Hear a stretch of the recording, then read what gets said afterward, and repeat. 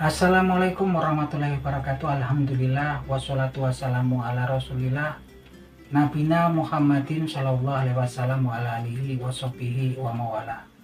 Wa qala Allah ta'ala fil Qur'anil Karim ittaqullaha haqqa tuqatih wa la tamutunna illa wa antum muslimun. Amma ba'du.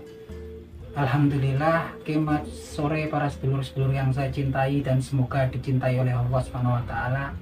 Marilah kita bersyukur atas kehadiran Allah SWT yang telah melimpahkan rahmat serta kasih sayangnya kepada kita semua sehingga kita bisa berjumpa dan berkumpul di channel YouTube saya ini. Tak lupa sholawat dan salam kita curahkan untuk Nabi Muhammad SAW yang telah melepaskan umat manusia dari jurang kejahilian menuju ketaatan dan pengabdian pada Allah SWT. Oke para sedulur, jadi dahulu kala ketika saya masih muda usia gitu kan, saya sempat mendengar ya, ngobrol dengan guru saya. Waktu itu saya sempat kursus komputer tuh dulu sekitar tahun 97-98. Nah, waktu itu salah satu guru saya di tempat kursus itu ya ngobrol sama saya seputaran orang yang ketidakberdayaan manusia. Menurut dia orang-orang yang manusia ataupun orang-orang yang bekerja di suatu tempat yang kebetulan di tempat tersebut ada hal-hal yang dianggap sebagai maksiat, itu menurut dia nggak apa-apa karena keterbatasan kita sebagai manusia. Sebagai contoh kata dia, apakah salah kemudian ada seorang yang kerjanya ngepel di supermarket atau suatu toko yang di mana toko tersebut jualan miras gitu kan, yang notabene miras itu khamr itu haram di Al-Quran, di agama Islam ya teman-teman. Nah, teman-teman kalau menurut dia waktu itu ya nggak apa-apa karena itu kita itu makhluk yang lemah gitu kan, asal kemudian kita tidak minum ataupun memperjualbelikannya gitu kan. Itu menurut dia, dan ini selalu menjadi terngiang-ngiang di pikiran dan hati saya sampai kemudian saya berusaha cari tahu apakah betul pendapatnya itu kan, sampai kemudian saya menemukan referensinya di Al-Quranul Karim, di Al-Hadis. Jadi kalau kemudian suatu pendapat cuma didasari analisa ataupun anggapan dari manusia, nggak ada referensinya, itu ya sebetulnya juga patut dipertanyakan, ya nggak bisa jadi pegangan. Nah, saya temukan di Al-Quranul Karim, tepatnya di surat Al-Maidah, surat kelima di Al-Quranul Karim, ayat kedua ya potongannya, yang bunyinya sebagai berikut. Bismillahirrahmanirrahim. Wa ta'awanu 'alal birri wal taqwa wala ta'awanu 'alal ismi wal udwan wattaqullah innallaha sadidul iqab. Yang artinya sebagai berikut, dan janganlah dan tolong menolonglah kalian dalam kebajikan dan takwa pada Allah Subhanahu wa taala. Dan jangan kemudian kalian tolong menolong dalam suatu kejahatan, dalam perbuatan dosa dan kemudian pelanggaran kepada Allah Subhanahu wa taala, dan bertakwalah kalian pada Allah Subhanahu wa taala, sungguh Allah Subhanahu wa taala maha keras pembalasannya. Nah, dari sini teman-teman, dari ayat kedua di surat Al-Maidah ini kita kemudian bisa mengambil benang merahnya, bahwasanya bahkan sekedar kita nggak berbuat, bahkan sekedar tolong menolong itu dikatakan di sini dilarang ya oleh dalam konsep agama Islam ya.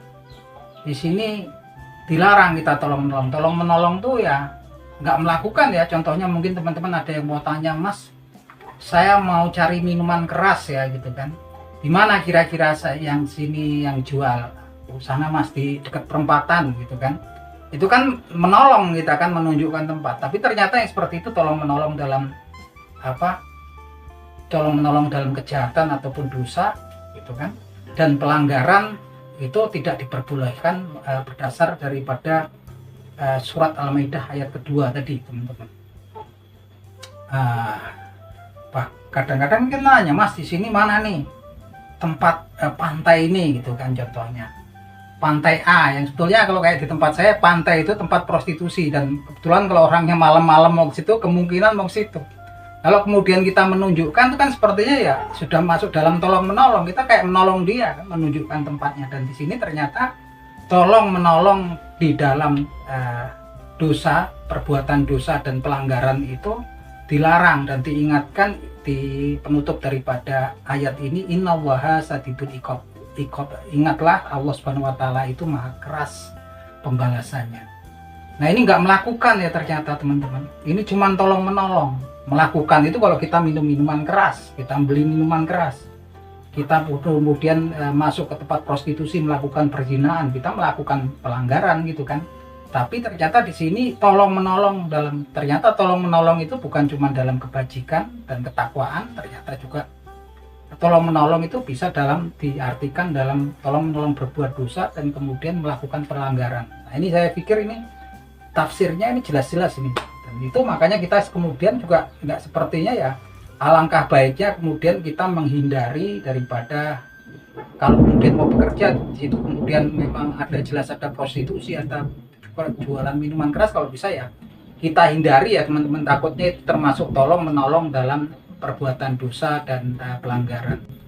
Kan tempat-tempat seperti itu kan ya berjamaah gitu kan, ada yang menyediakan tempatnya, ada jualan makanan, ada tukang parkirnya gitu kan, bahkan ada keamanannya juga kan.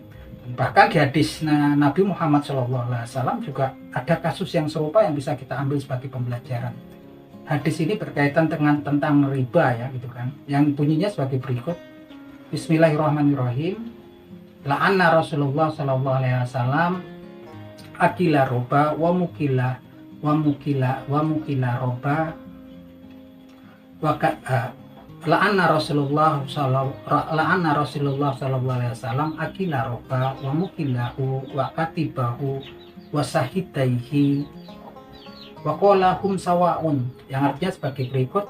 Rasulullah sallallahu alaihi wasallam itu melaknat pemakan riba, yang memberi makan riba, artinya peminjamnya ya, nasabahnya gitu kan, wakatibahu, dan orang yang menuliskan tentang riba tersebut gitu kan, penulisnya ini ya, wasahidaihi, dan dua orang saksi daripada transaksi riba tersebut. Dan kemudian Rasulullah SAW berkata, waqala hum sawaun, dan mereka itu sama.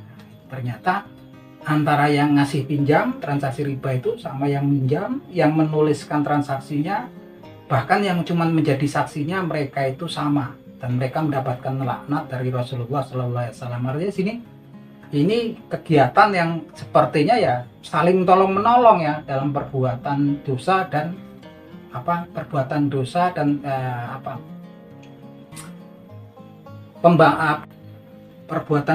pelanggaran terhadap Allah Subhanahu wa taala.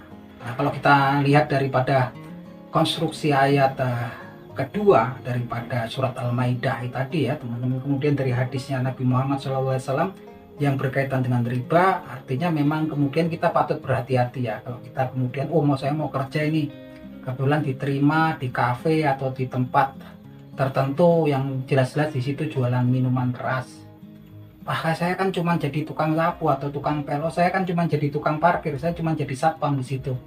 Alangkah baiknya kalau kita mampu ya kita hindari, karena rezekinya Allah Subhanahu wa taala itu luas ya. Dan Allah Subhanahu wa taala akan memberikan rezeki pada siapapun makhluk ciptaannya teman-teman, pastinya akan dicukupi. Tapi kitanya yang kemudian memilih apakah dari yang baik ataukah kemudian yang dari yang dilarang ataupun yang haram. Ya kalau bisa kita hindari, takutnya kemudian itu termasuk dalam hal tolong menolong dalam perbuatan dosa dan keingkaran ya pada Allah Subhanahu wa taala dan pelanggaran terhadap Allah Subhanahu wa taala.